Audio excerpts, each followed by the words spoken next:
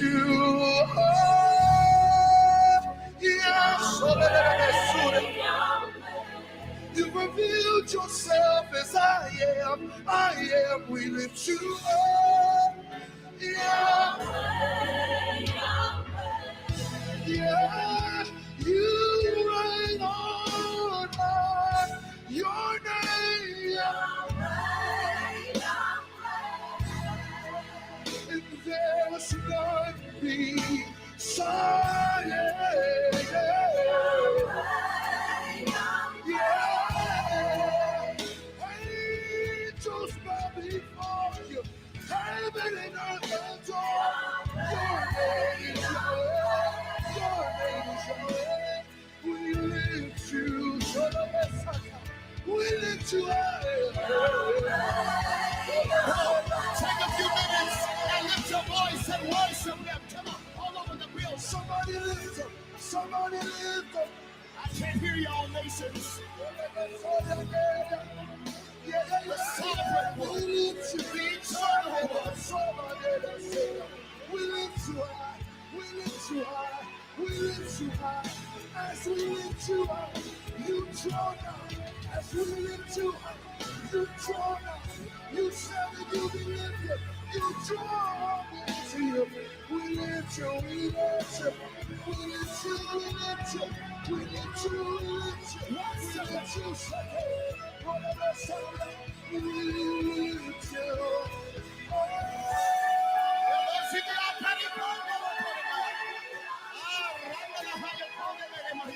Oh, the cloud is here. The cloud is here. Come on. Come on, worship him. Get tripping. A little longer. He bow before the king. You're the king of kings.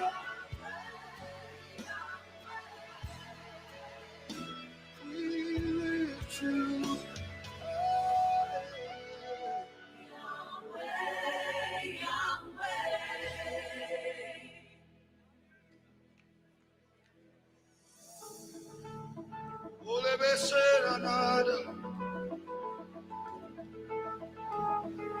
You are the cloud by day, fire by night. You gave us your name to be our guide. You are Yahweh. You are Yahweh. You're in the inhale, Yahweh. You're in the exhale, Yahweh. Hey, you're in the inhale, Yahweh. You're in the exhale, Yahweh. Every time we breathe, we say your name. Every time we breathe, we mention your name.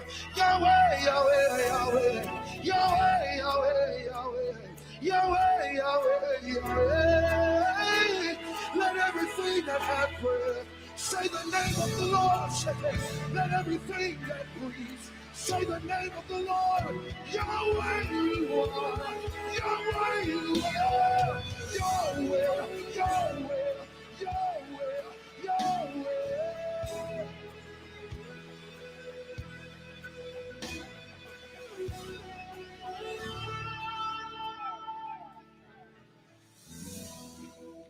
So we lift you high, Yahweh.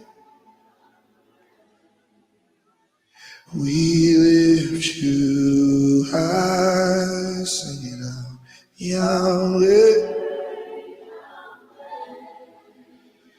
We lift you high, Yahweh. We lift you high, Yahweh, Yahweh.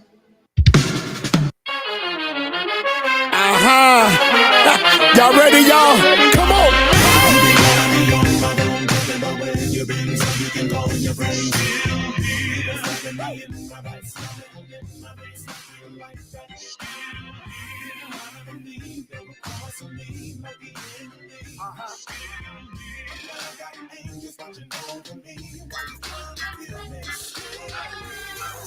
got me.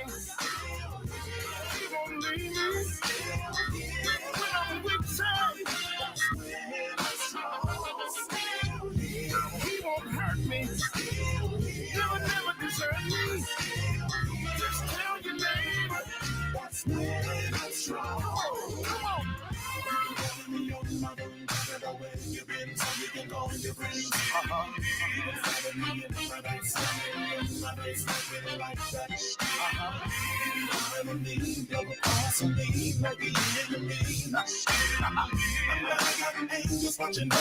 you ready? Jesus got me. He won't leave me when I'm weak. He won't hurt me. Never desert me. Just tell your neighbor. Everybody want me to come through. I don't know what you're going through, so I pray for you that you'll make it through. If the devil has his way, he'll own us, that's his purpose. You gotta make it through, no matter what the people say, take it day by day. 'Cause when the smoke begins to clear, you've been standing strong enough. Jesus got me. He won't leave me when I'm weak. He won't hurt me. Never desert me. Just tell your neighbor.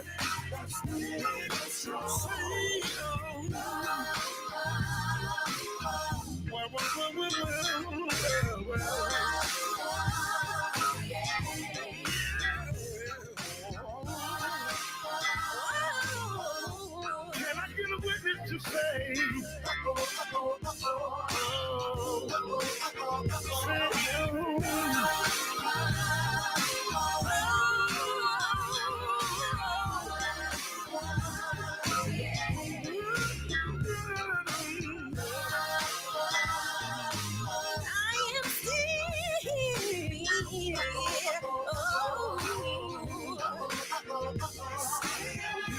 Jesus got me. He won't leave me when I'm weak.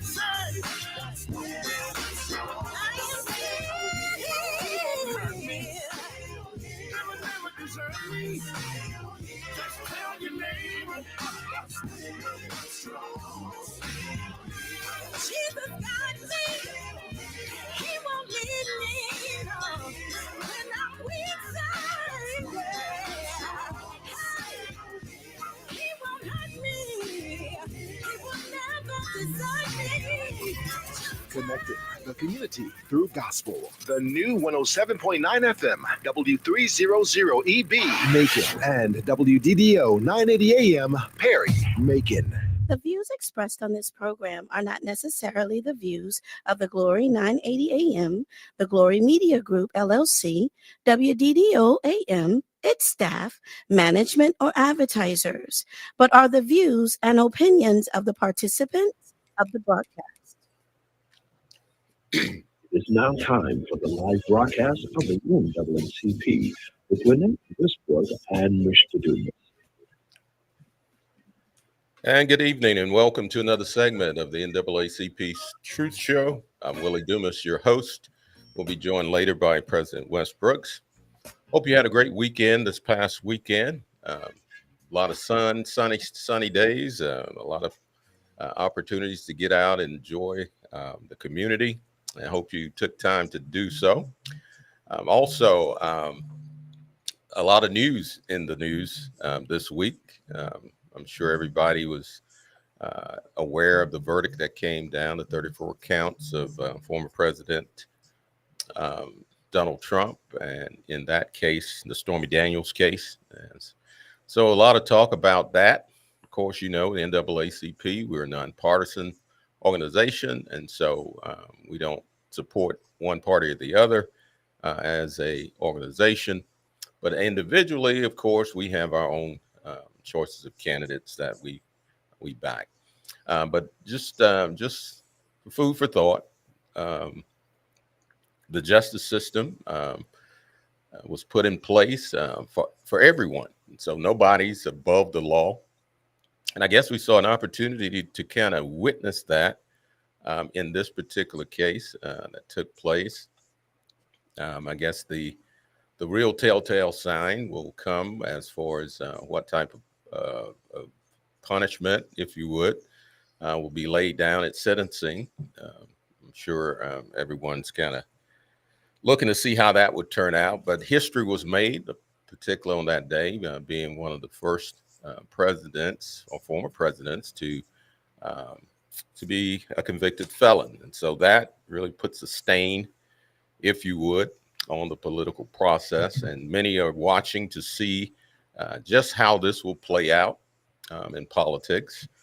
If you have some questions or you have some concerns, we'd love to hear them from you. You can give us a call here and give us your view on the ruling. That number is 478-250-1444. Once again, if you want to call in and make a comment, that number is 478-250-1444. We love to hear your opinion because you are the community, you are the voice. We have the opportunity to vote. We've had a local election, and we'll have a upcoming runoff for a couple of positions, and so we still have to go back to the polls. And of course, in November, you'll get the opportunity to select who will continue to lead this country for the next 4 years. And so, as I mentioned, we would love to hear your opinions on that. As it relates to, let's see, Carol Spain says, if he doesn't go to prison, they need to let all the felons out. That's a good point. Equal across the board.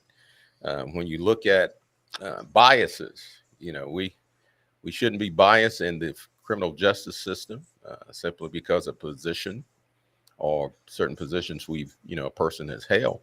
If you're a criminal, if you do criminal things, then you should be punished for those things because it sets a double standard. And when you get those types of things that happen in this thing we call a democracy, it actually threatens democracy. It actually kind of tears it apart by not doing the things that it takes to be properly represented and give the equal justice. We don't want the scales of justice to become imbalanced simply by paying favoritism. When we looked at the jurors, I haven't heard any individual jurors being questioned or anything like that. Maybe that has occurred. I may just not be aware of that. But I'm sure on their side of things, they probably want to know why they came up with the verdict that they did. But in a case like that, when you got 34 counts and all 34 counts, found to be guilty, that says a whole lot about the case itself. When you've got 12 people making a decision, a lot of times just with 2 people, it's very difficult to come to a conclusion on something. But then when you got 12, and those 12 can agree across the board, and that says a whole lot. But in order to keep the integrity of our justice system, we must not tear down the Justice Department, but look very closely at the facts. Facts and truth can stand alone. And so with that said, some of the conclusions that they've come to, needs to be supported. I had an incident today I wanted to talk about. Discrimination doesn't have any favorites, in this country and across America. And if you feel that you've been discriminated against, you have to say something. It's the squeaky wheel that gets the oil. And just here today, I was at a repair shop on Gray Highway, having a cell phone screen repaired for my grandson. And this particular owner of this business who came in to try to resolve some issues, because we had been going back and forth to this particular store trying to get these repairs done, and still had issues with the phone. And of course, if you've had any cell phone repairs, you know that they're not cheap. And so, paying a heavy price for some type of repair, you want to see good results. And those results we didn't see. And we were back and forth between Friday and today with that cell phone issue with my grandson. And so today, the owner of the company came in and tried to indicate that maybe we were trying to get over on him, or, make up some type of story about the repair. And he tried to question my integrity, which I became very offended by that. And, I made the statement to him. I said, well, sir, you don't even know who you're talking to, and he took that as a threat. And so I didn't take it very lightly, of course. And so as it relates to him and his business, certainly I would not be patronizing his particular business. And I would even admonish other people to be cautious in who we do business with. If people can't be more understanding and more business-like when it comes to conducting business, then they don't need to be in business, And so, we have to stand for something or we'll fall for anything. And I will continue to stand on integrity and to stand on moral values. And when somebody questions my morals and my ethics, that's very offensive to me. And so this organization has stood for the rights of people and all people. And so I just want to make that clear. And if you're on that side of town, if you've had any run-ins with this particular store, I'd love to hear from you as well. So you could call at 478-250-1444. That's 478-250-1444. Our community is stronger when we're together than when we're apart. And if we're going to grow as a community, we got to know who's in our community, who we give our dollars to, our hard-earned monies to. If they're not the right type of business person, or they don't conduct business in the right manner, then we shouldn't do business with them. And that's something we've stood on for a very long time. If you remember, in the 60s and 70s, the NAACP have had boycotts. We've caused business to change their business practices just because they have a certain policy in their store. Is that a fair policy to the consumer? And many times these policies that are in place are not fair to the consumer. And it places a lot of responsibility on the consumer and very little responsibility on the business owner. And I just want to make our people aware, particularly here on the east side of town, here in northeast Macon, because this is where this store is located, right off of Gray Highway. And so I'm not going to call the name of the business, but if you've been over in that area, you pretty much know the business I'm talking about. But I didn't take that very kindly, particularly today. A hot day in Georgia with everything else that's occurring in this country. A lot of tensions that are running rampant all throughout the state of Georgia and across the country. Those of you who attended the Megan Thee Stallion concert this weekend, that they had a state of emergency issued there in Atlanta because of a water main breakage. And so all the people in Atlanta, they've been having to boil their water before they can consume it, simply because the water may be contaminated.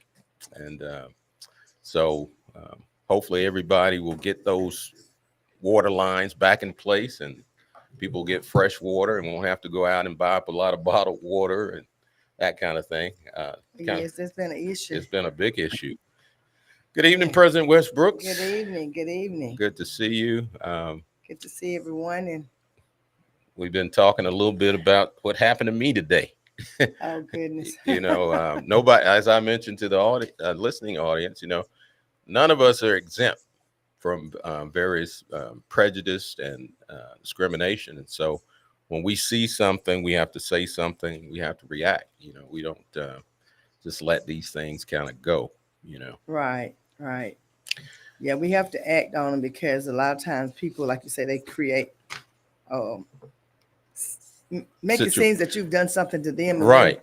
Then, we have a lot of issues with that. As somebody else was reporting something at one of those stores, the way they are spoken to. Right. And again, I can only say this.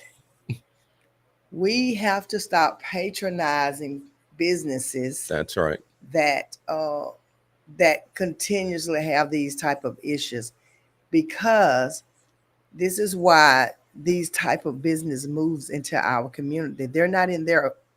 You would think that, people would have those type businesses, hair places, a lot of these different stores that they put them in the Black community. Right. So they know that we are going to spend money. And that's what we got, when they come, when we got to stop patronizing people that don't know how to treat us. That's right. And that's the only way that I feel that you're going to be able to get their attention. Stop spending money. They put their businesses in Black communities because they know that we're going to spend money. And I say it over and over again that people, African Americans, spend more money. And the two things that we do have, power that we do have, is the voting power. That's and right. The spending power. And so we just stop spending money. It is no way that I would patronize anyone, any company that doesn't know how to treat me. Absolutely. I may come in one time, and if I see where you that's it, don't respect me and you disrespect me and treat me a certain way, I would not be back to your business. That's right. Because it's so many different businesses that are in the same type of business. So you just have to hit them where it hurts. In the pocketbook. That's the only place. Stop patronizing. Stop spending your money in those places. So that's my philosophy on it. Absolutely. Stop patronizing them. Absolutely. Now I know we got a big election coming up. Well, we got local runoff. Yeah, and we have a runoff, and that's gonna be June 18th, and we are gonna have, I attended the special board of elections meeting, special call board of elections meeting last Friday, and they kind of gave us some updates, and we do know now that Desmond Brown and Marsha Taylor will not be in a runoff because of what the law states, but we do know that. Also, they talked about some weekend votings, and they withdrew that from the table because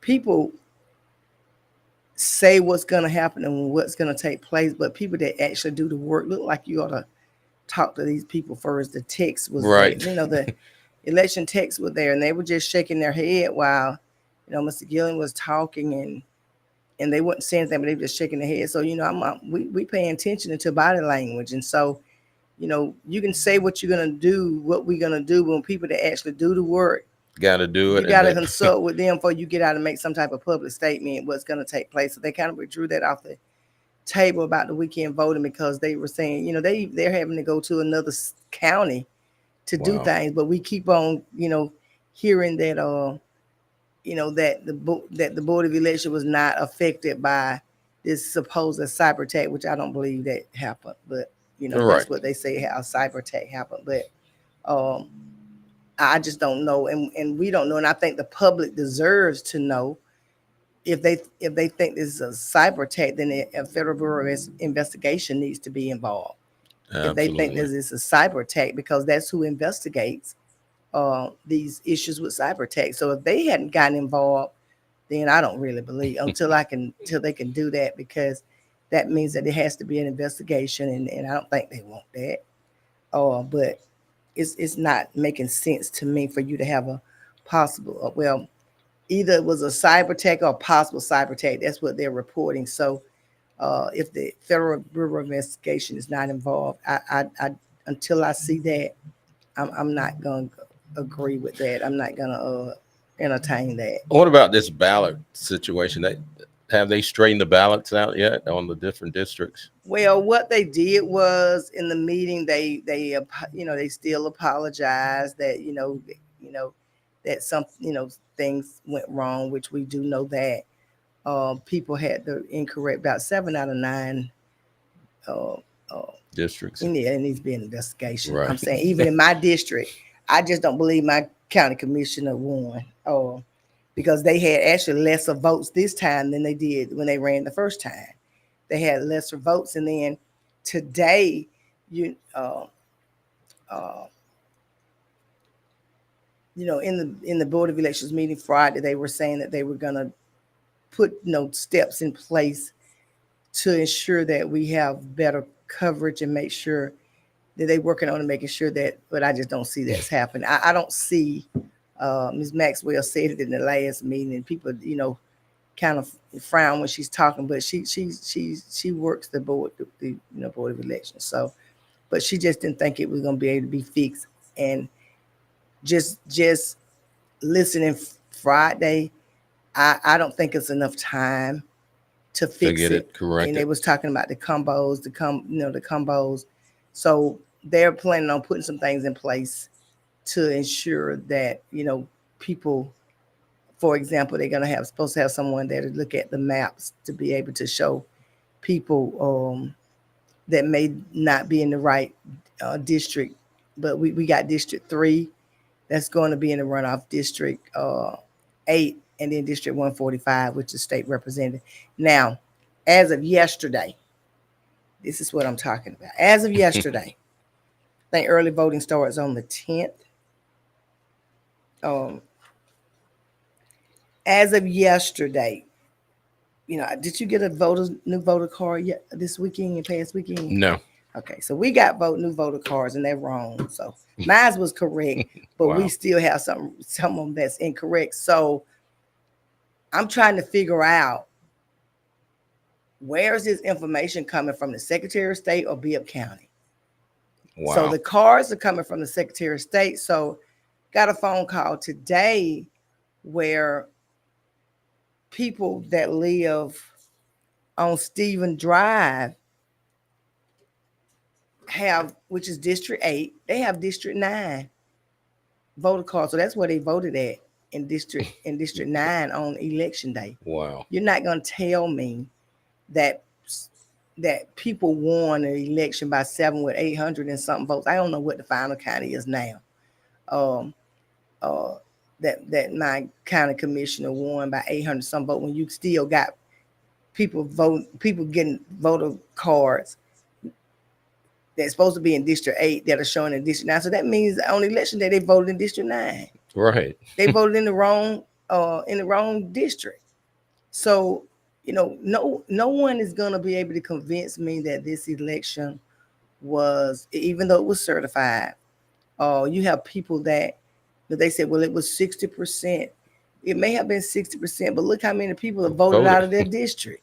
Right. You got District 6 had District 9 voted. Now I'm looking at a card where you got in District 8 that got District 9 that has District 9 on their card. So it needs to be an investigation. I'm just saying. Yeah, because how can they justify? It's not justified, right? And I'm not gonna believe that because it was such a mix up in all these districts. Now in District 8, as of yesterday,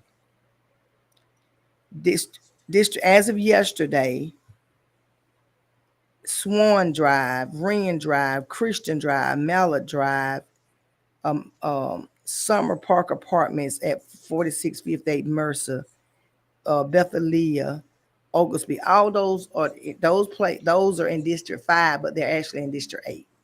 As of yesterday, they're showing in District 5 on the Secretary of State website, but they're actually in District 8. Wow. So unless that's corrected, that's why. Wow. I don't know what these candidates, what their thoughts on it, but it couldn't be me. You know what I'm saying? I couldn't. Right. It would be. I'm looking at Kara Spain said I received one. So if it doesn't go to prison, they need to let all the felons out.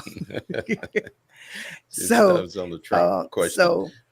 So this is my thing. If this is not corrected, people are going to be voting in the wrong district.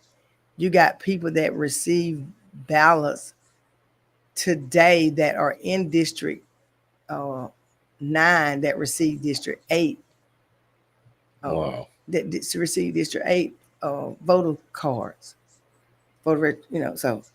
So now, even starting out, they're sending out wrong information. Wrong information. You have the names I just called out. This is maybe about 600 votes. Wow. That we're talking about that are wrong.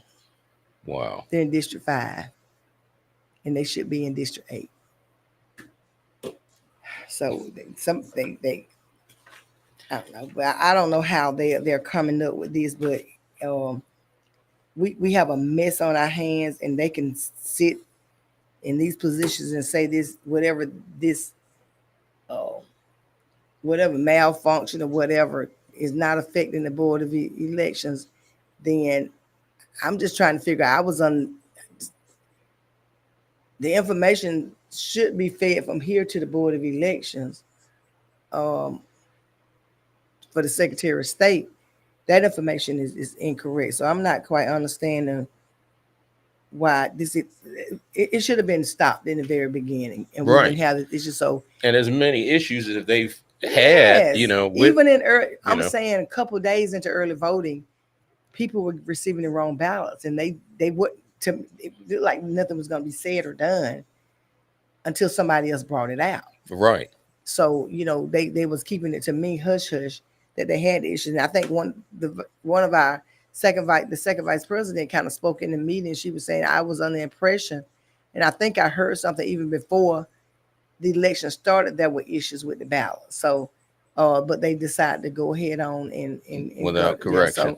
So, we're going to be holding some town hall meetings. We'll keep you posted. Just listen out for it. We will broadcast it before it happens, but we want to make sure, because of this issue, we want to make sure that every one person that's going to be having to vote in this runoff election have a sample ballot. So when they go into the polling place, they'll have a ballot where they can reference off of. They can reference off of to make sure that they're voting for the right. You got people in runoffs that may not even need to be in a runoff, but because of this foolishness, they people are in runoffs. Right. So you got the state representative, is in a runoff, and so and may have to do another runoff. Well, it actually need to be another election. Exactly. That's what I think. Because some numbers are not adding up to me. It's not. I've gotten a list of all the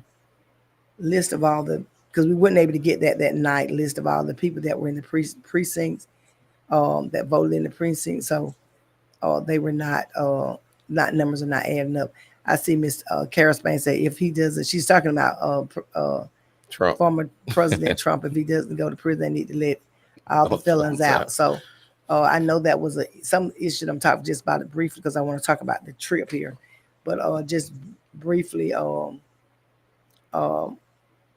was one of the questions whether or not he would be pardoned, and because this is not a federal case, it's a state case. He couldn't pardon himself, so that's one of the questions that was asked about this. So the thing about it is whether or not a convicted felon can vote or not, whether or not he'll be able to vote, and I think that's something that never should have. Someone that is a convicted felon should not be left up to the state, because it should really be left up because it was actually federal when the Voters' Right Act was approved, and it should be federal to decide whether or not someone is able to vote. And that's what we got to get people to understand.